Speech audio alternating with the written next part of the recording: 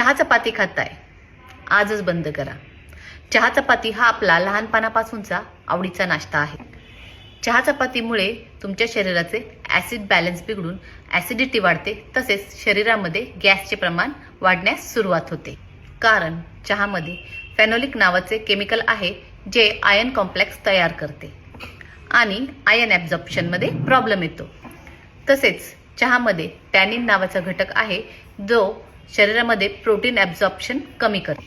38% protein absorption हे चहामुळे कमी होत असते. त्यामुळे आरोग्यासाठी सकाळी चहा चपाती खाणं बिलकुल सुद्धा चांगलं नाहीये. त्याऐवजी तुम्ही नाश्त्यामध्ये एग्ज, प्रोटीन शेक, फ्रूट्स, ड्राय फ्रूट्स किंवा ओट्स ॲड करू शकता. हा व्हिडिओ तुमच्या चहा चपाती खाणाऱ्या मित्राला नक्की शेअर करा. धन्यवाद.